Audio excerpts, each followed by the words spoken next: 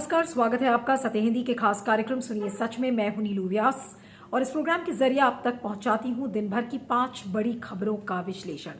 तो चलिए शुरुआत करते हैं आज की हेडलाइन से। लखीमपुर मामले में सुप्रीम कोर्ट ने यूपी सरकार को फटकारा, कहा जांच उम्मीद के मुताबिक नहीं। फ्रेंच मैगजीन का राफेल पर नया धमाका, कहा सीबीआई ईडी को थी घूस की जानकारी। मोदी सरकार को राज्यपाल मलिक ने चेताया, कहा आप घमंड में सब कर रहे हो। कैराना में पहुंचे योगी, पलायन और दंगे के मुद्दे को खोदने की कोशिश। और ड्रग्स मामले में नवाब मलिक के हमले जारी, समीर वानखेड़े को आज भी घेरा। शुरुआत करते हैं हमारी आज की पहली बड़ी खबर से और वो खबर जुड़ी हुई है लखीमपुर खेरी मामले में, जो आज सुप्रीम कोर्ट में सुनवाई हुई थी।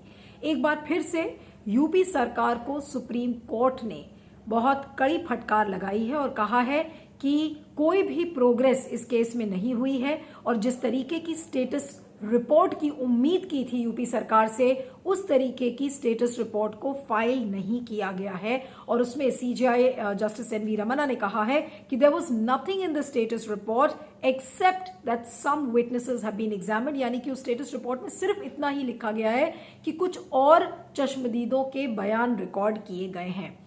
सीजीआई एनवी रमन्ना ने कहा कि आपके पास 10 दिन का एडजर्नमेंट का समय था जो कोर्ट ने आपको दिया था, उसमें फॉरेंसिक लैब की जो रिपोर्ट्स थी वो भी नहीं आई हैं और हम इससे ज्यादा की उम्मीद कर रहे थे, यानी कि उम्मीद से कम काम किया है योगी सरकार ने। और जिस तरीके का काम और जिस तरीके की स्टेटस रिपोर्ट योगी सरकार को देनी चाहिए थी वो नहीं दी गई है। हरीश साल्वे, जो कि उत्तर प्रदेश सरकार के लॉयर हैं, उन्होंने कहा कि जो फॉरेंसिक लैब रिपोर्ट्स हैं वो 15 नवंबर तक आएंगी। और पिछले बार उन्होंने कहा था कि केवल 23 जो विटनेसेस हैं उनके स्टेटमेंट्स को रिकॉर्ड किया गया है। लेकिन उसी बेंच में जस्टिस हीमा कोहली भी थी, तो उन्होंने सवाल एक बहुत कड़ा जो खड़ा किया, उसमें ये कहा गया कि केवल आशीष मिश्रा का ही फोन क्यों जब्त किया गया है, बाकियों का क्यों नहीं। और साल्वे ने उस पर हरीश साल्वे ने कहा कि कई लोगों के पास सेलफोन्स नहीं थे, लेकिन कॉल डेटा रिकॉर्ड्स को दर्ज किया गया है। जस्टिस सूर्यकांत भी उस बेंच में थे, उन्होंने कहा है कि ये 2 सेपरेट जांच होनी चाहिए और अलग अलग जांच है।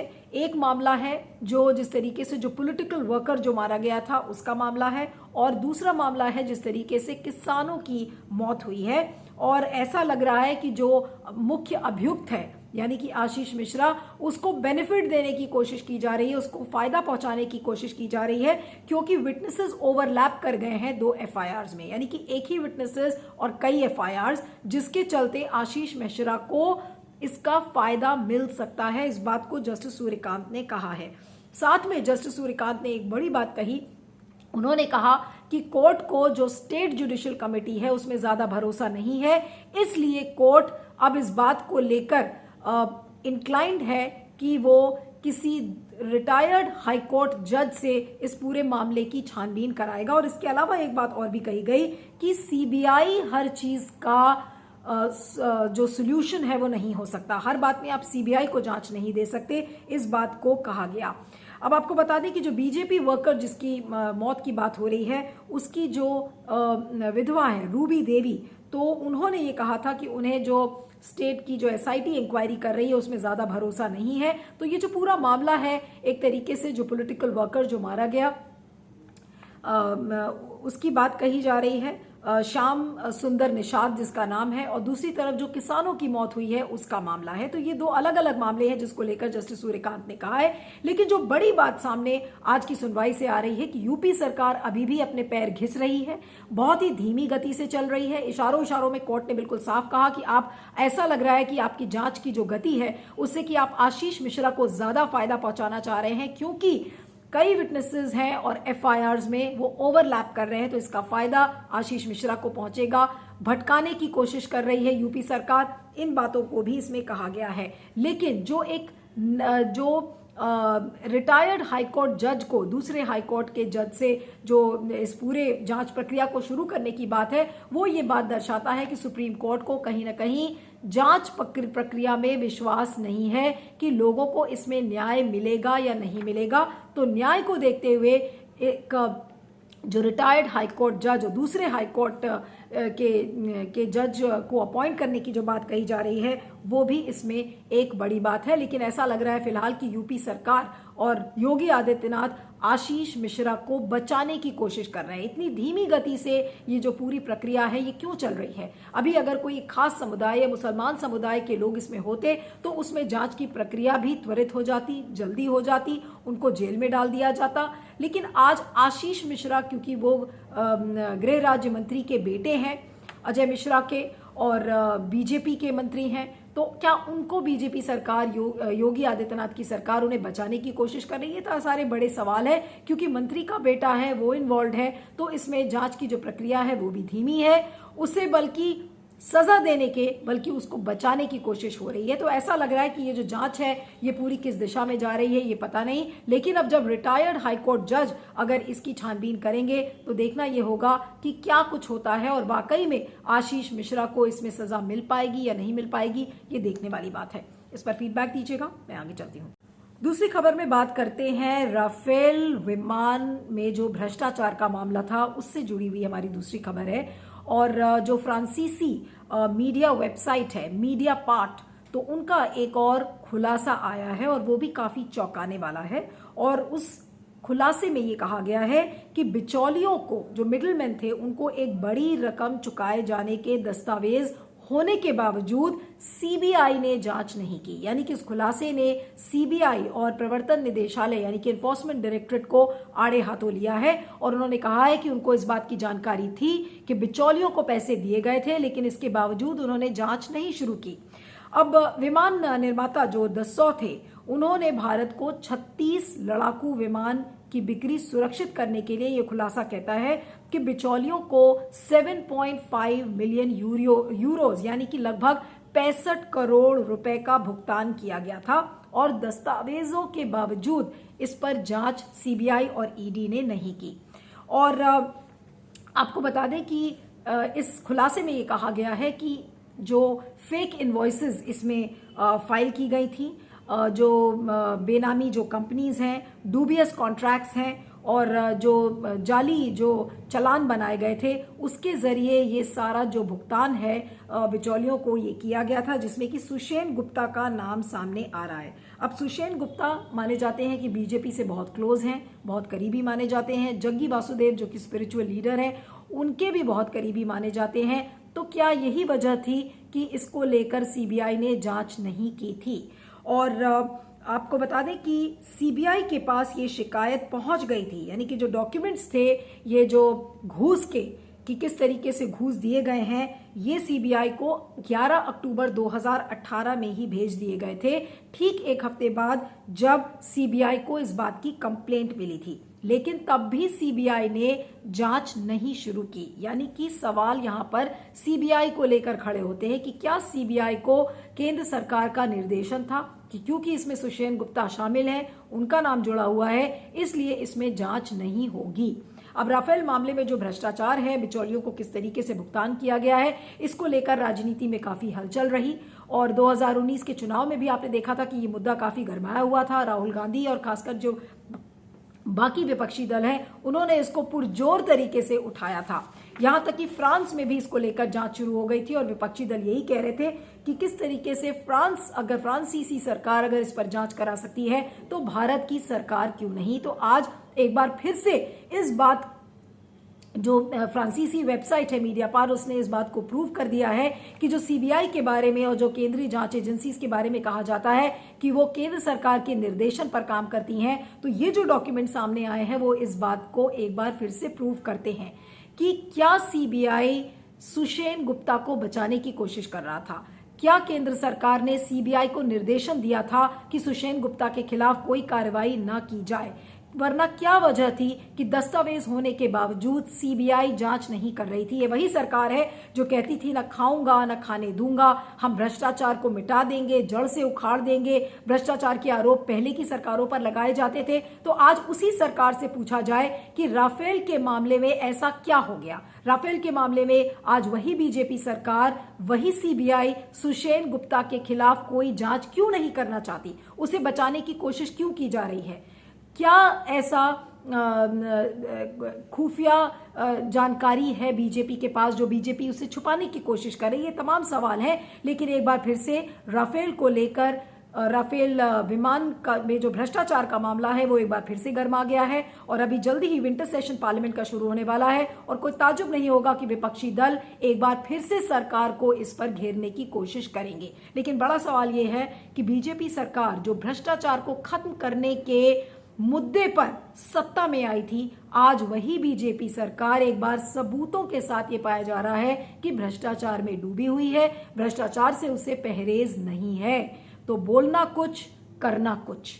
इस पर फीडबैक दीजिएगा, मैं आगे चलती हूँ। इसी खबर में बात करते हैं मेघालय के राज्यपाल सत्यपाल मलिक की, जो लगातार कई महीनों से बीजेपी सरकार के ऊपर हमला बोल रहे हैं। कभी वो प्रधानमंत्री नरेंद्र मोदी के पर हमला करते हैं, कभी गृह मंत्री अमित शाह के ऊपर हमला करते हैं और लगातार वो किसानों के मुद्दे को उठाते हुए आ रहे हैं और किसानों के एक बड़े मसीहा के रूप में वो उभर रहे हैं, जिस तरीके से वो किसान आंदोलन का समर्थन कर रहे हैं।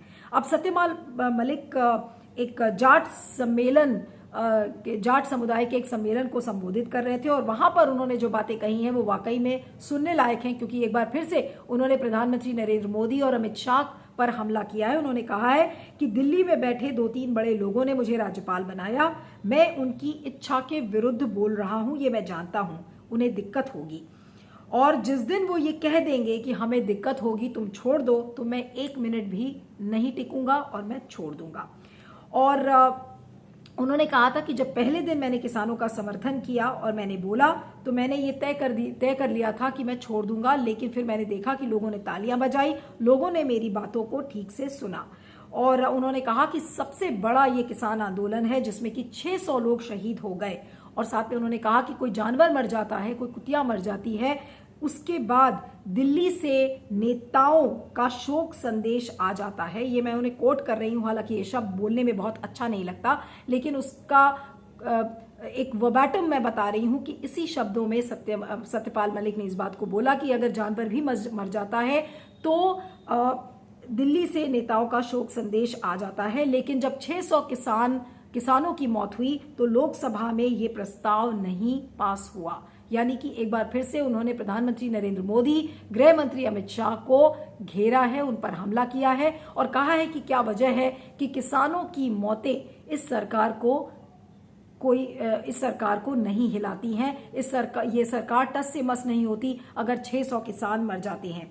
लेकिन लगातार सत्यपाल मलिक जिस तरीके से सरकार पर हमला बोल रहे हैं, इसके पहले भी उन्होंने कहा कि जब वो जम्मू कश्मीर में राज्यपाल थे तो उनके पास 2 फाइलें आई थी, एक अंबानी से जुड़ी हुई थी, दूसरे आरएसएस के अफसर से जुड़ी हुई थी और उन्होंने निशाना साधा था राम माधव के ऊपर। लेकिन लगातार उन्होंने कहा कि मेरी जांच किसी से भी करवा लो, मैं इसी तरह से बेधड़क बोलूंगा। तो जिस तरीके से सत्यपाल मलिक लगातार बीजेपी सरकार पर बोल रहे हैं तो ऐसा लग रहा है कि वो एक नए विसल ब्लोअर के रूप में उभर रहे हैं। बीजेपी के बारे में वो और क्या क्या खुलासे करेंगे, ये वाकई में बीजेपी के लिए एक चिंता का विषय बना हुआ है। वो बीजेपी ने ही उन्हें राज्यपाल बनाया था और आज यही राज्यपाल बीजेपी के खिलाफ बोल रहे हैं। तो क्या वजह है? क्या सत्यपाल मलिक को जम्मू कश्मीर से हटाया गया? क्या उसकी नाराजगी है जिसकी वजह से वो किसान आंदोलन की आड़ में वो एक अपने आप को एक रिबेल के रूप में साबित कर रहे हैं? लेकिन जब तक सत्यपाल मलिक इस तरीके से बोलते रहेंगे, बीजेपी की जो मुश्किलें हैं वो खड़ी होती रहेंगी और बढ़ेंगी इनफैक्ट जैसे जैसे चुनाव पास आ रहा है। लेकिन गेम प्लान क्या है सत्यपाल मलिक का? सत्यपाल मलिक मेरठ से आते हैं, पश्चिमी उत्तर प्रदेश में किसान आंदोलन चरम सीमा पर चल रहा है। तो किसान आंदोलन का जिस तरीके से समर्थन करते हुए वो नजर आ रहे हैं, तो क्या प्लान है? क्या सत्यपाल मलिक अपना पद छोड़कर अब वो पश्चिमी उत्तर प्रदेश से चुनाव लड़ेंगे, किसानों के समर्थन में लड़ेंगे, किस पार्टी को ज्वाइन करेंगे? ये सारे बड़े सवाल हैं। लेकिन जिस तरीके से वो हमलावर हो रहे हैं प्रधानमंत्री नरेंद्र मोदी और गृह मंत्री अमित शाह के ऊपर, उन्होंने हाल में ये भी कहा था कि अगर किसानों की बात ये सरकार ने नहीं सुनी तो उन्हें सत्ता से हाथ धो बैठना पड़ेगा। तो ये सारी बातें लगातार सत्यपाल मलिक बोल रहे हैं।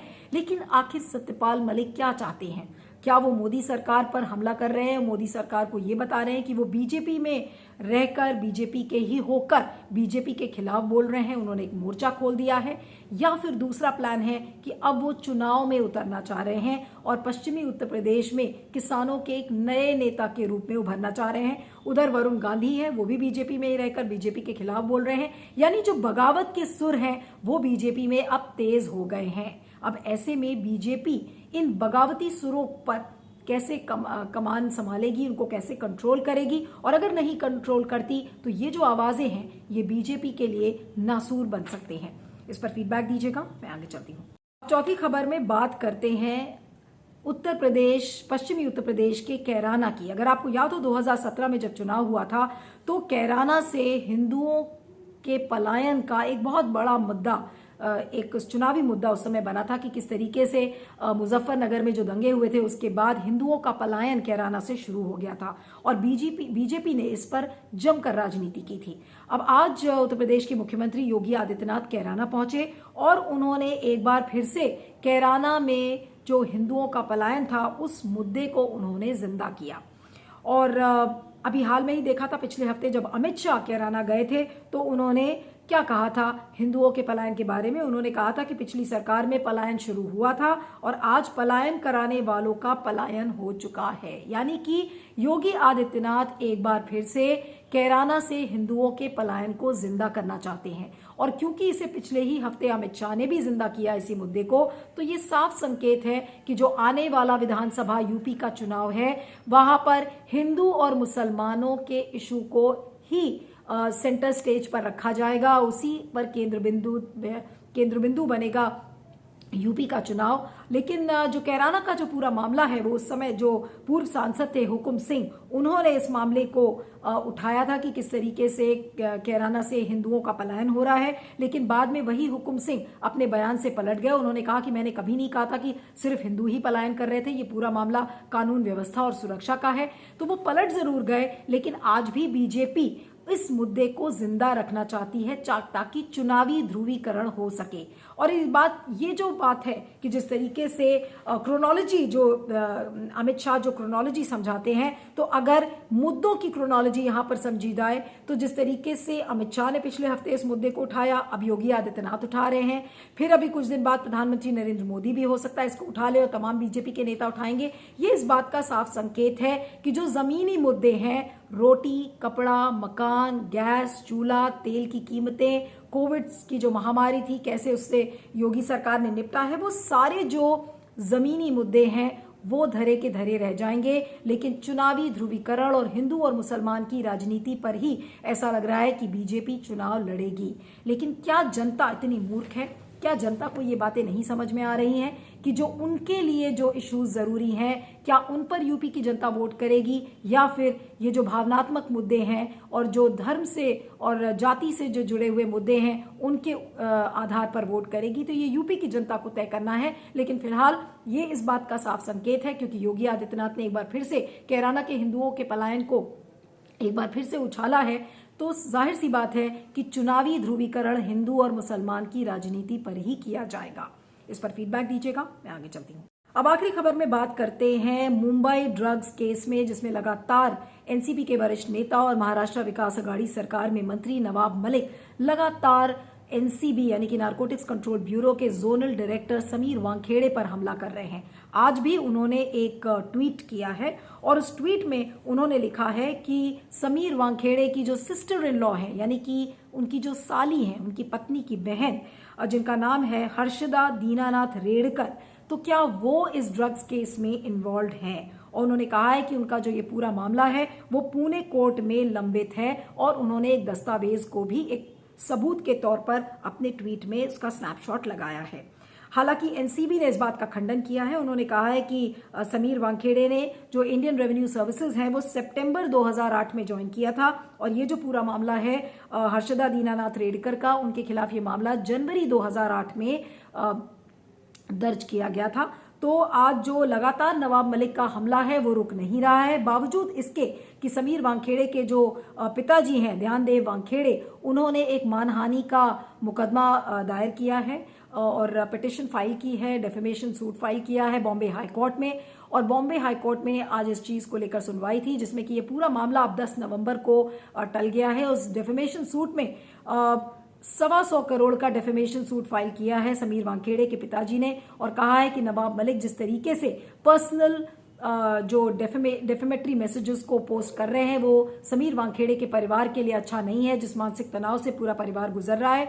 तो उन्होंने इंजंक्शन कोर्ट से ये कहा है कि उन पर इंजंक्शन लगाया जाए ताकि नवाब मलिक जिस तरीके से रोज ट्वीट कर रहे हैं वो ना करें। अब ये पूरे मामले की सुनवाई 10 नवंबर को होगी, लेकिन नवाब मलिक सरेंडर मोड में बिल्कुल भी नजर नहीं आ रहे हैं। आज हालांकि कोर्ट में सुनवाई थी और सुनवाई के बावजूद आज नवाब मलिक ने ये ट्वीट किया, ये पोस्ट किया, तो ये दिखाता है कि नवाब मलिक भी सुनने वाले नहीं हैं। अब देखना ये होगा कि इस मामले में 10 नवंबर को बॉम्बे हाई कोर्ट क्या कहता है, लेकिन बीजेपी और क्या बड़े खुलासे करेगी नवाब मलिक के बारे में ये देखना होगा। लेकिन जिस तरीके से समीर वानखेड़े के पिताजी ने डेफेमेशन सूट फाइल किया है, क्या उस परिवार को इस कोर्ट से बॉम्बे हाई कोर्ट क्या उन्हें कोई राहत देता है? क्योंकि जिस तरीके से लगातार रोज नवाब मलिक हमलावर हो रहे हैं, या तो वो सोशल मीडिया पर पोस्ट कर रहे हैं या फिर प्रेस कॉन्फ्रेंसेस कर रहे हैं, मीडिया से बात कर रहे हैं, तो जाहिर सी बात है कि एक पर्सनल अटैक है जो कि एक बड़े राजनीतिक घमासान में बदल गया है। और ये राजनीतिक घमासान है केंद्र सरकार वर्सेस महाराष्ट्र विकास आघाड़ी सरकार का। राज्य सरकार बनाम नारकोटिक्स कंट्रोल ब्यूरो जो कि केंद्र सरकार के अधीन है। तो ये जो पूरी लड़ाई है ये एक बड़ी राजनीतिक घमासान का इसने शेप ले लिया है, जिसमें कि तमाम नेता इसमें कूद पड़े हैं। महाराष्ट्र विकास आघाड़ी सरकार के मुख्यमंत्री, उनके तमाम नेता, उनके जो अधिकारी, वो सारे लोग कूद पड़े हैं। इधर केंद्र सरकार है जो कि महाराष्ट्र बीजेपी के जो लीडर्स हैं देवेंद्र फडणवीस, वो तमाम नेता इसमें कूद पड़े हैं। लेकिन ये जो राजनीतिक लड़ाई है ये कितनी लंबी है ये कहना मुश्किल है। क्या इसमें कोर्ट कोई विराम लगा पाएगा ये भी कहना मुश्किल है, क्योंकि ये कितनी लंबी कोर्ट में लड़ाई चलेगी। उधर दूसरी तरफ आर्यन खान से पूछताछ होती रहेगी, समय समय पर उन्हें बुलाया जाएगा, नारकोटिक्स कंट्रोल ब्यूरो उन्हें बुलाएगा। लेकिन क्या वाकई में ये जो पूरा ड्रग्स मामला है, इस ड्रग्स मामले की हकीकत क्या कभी लोगों को पता चल पाएगी या फिर ये राजनीति में ही उलझ जाएगा? ये देखने वाली बात है। इस पर फीडबैक दीजिएगा और सुनिए सच की 5 बड़ी खबरों में इतना ही। आप मुझे ट्विटर पर फॉलो कर सकते हैं, मेरा ट्विटर हैंडल है @neelu317। आप देखते रहिएगा सुनिए सच और बने रहिएगा सत्य हिंदी पर। Thank you so much. सत्य हिंदी का ऐप डाउनलोड करें गूगल प्ले स्टोर पर।